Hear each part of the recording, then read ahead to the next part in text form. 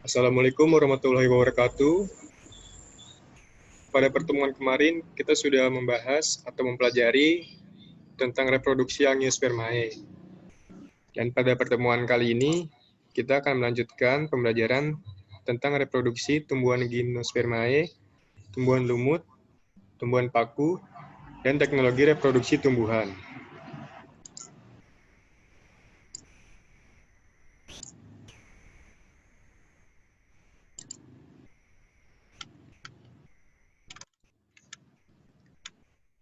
Tumbuhan Gymnospermae tidak memiliki bunga, tetapi memiliki alat reproduksi seksual yang bernama strobilus atau runjung. Pada tumbuhan pinus dan melinjo memiliki strobilus jantan dan betina dalam satu pohon. Sedangkan pada pakis saji hanya memiliki strobilus betina atau strobilus jantan saja dalam satu pohon. Pada strobilus jantan terdapat sporangia. Sporangia mengalami meiosis, menghasilkan mikrospora, lalu mikrospora berkembang menjadi serbuk sari yang bersayap. Pada mikrospora terdapat megasporofil. Tiap megasporofil memiliki 2 megasporangium. Megasporangium mengalami meiosis menghasilkan megaspora, dan megaspora mengalami mitosis menghasilkan ovum. Lalu reproduksi generatif Gymnospermae terjadi melalui penyerbukan. Penyerbukan pada Gymnospermae terjadi apabila serbuk sari menempel pada lubang bakal biji. Serbuk sari akan tertangkap oleh cairan pada lubang bakal biji. Jika cairan menguap, serbuk sari akan masuk ke dalam bakal biji dan terjadi pembuahan atau fertilisasi. Lalu reproduksi vegetatif Gymnospermae terjadi melalui pembentukan tunas. Contohnya pada pinus dapat membentuk tunas akar dan pada pakis saji membentuk tunas yang disebut bulbil. Berikut merupakan contoh gambarnya dari tunas akar pada pinus. Selanjutnya ada siklus hidup tumbuhan Gymnospermae. Berikut gambarnya. Selanjutnya, masuk ke reproduksi tumbuhan paku. Tumbuhan paku tidak memiliki bunga. Organ reproduksinya berupa spora, namun tumbuhan paku juga bisa bereproduksi secara generatif. Siklus hidup tumbuhan paku dimulai dari fase sporofit. Pada fase sporofit, apabila kekurangan air dalam kotak spora, maka kotak spora akan sobek, dan spora di dalamnya akan keluar. Spora akan tersebar dan akan tumbuh menjadi protalium dengan lingkungan yang sesuai. Tahap gametofit atau generatif dimulai ketika protalium tumbuh, dan protalium akan tumbuh menghasilkan antheridium dan archegonium. Antheridium menghasilkan sperma berflagel, dan archegonium menghasilkan ovum.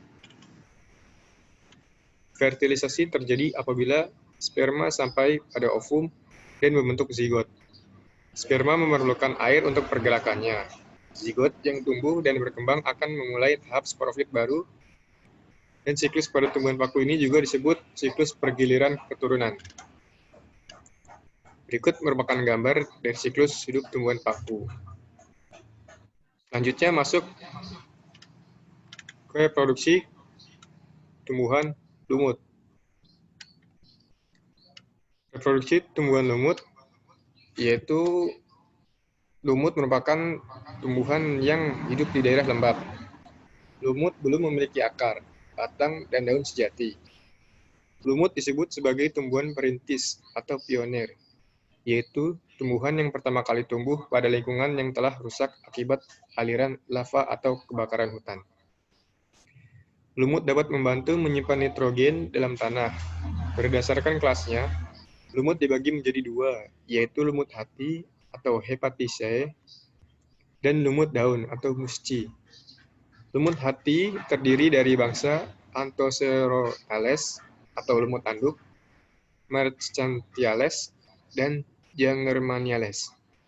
Lumut daun terdiri dari bangsa Anriales, Sphagnales atau lumut gambut, dan Briales.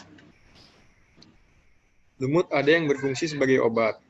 Contohnya Marchantia polymorpha untuk mengobati hepar, berfungsi sebagai bahan bakar atau bahan bakar batu bara ketika lumut sudah lapuk. Contohnya Sphagnum sp. Lumut dapat mengalami pergiliran keturunan. Reproduksi lumut yang dapat dijumpai adalah fase gametofit. Alat reproduksi lumut yaitu Archegonium dan Antheridium. Fertilisasi lumut terjadi ketika musim hujan, yaitu ketika sperma berenang menuju ovum dan terjadilah pembuahan sehingga membentuk zigot. Zigot tumbuh dan berkembang, menghasilkan sporofit muda. Kemudian sporofit muda tumbuh menjadi sporofit dewasa dan menghasilkan sporangium atau kotak spora. Sporangium mengalami meiosis, menghasilkan spora yang haploid atau N. Berikut merupakan siklus hidup tumbuhan lumut. Ya, selanjutnya, masuk ke teknologi reproduksi pada tumbuhan. Yang pertama ada hidroponik. Hidroponik merupakan teknik budidaya tanaman menggunakan larutan nutrisi dan mineral dalam air.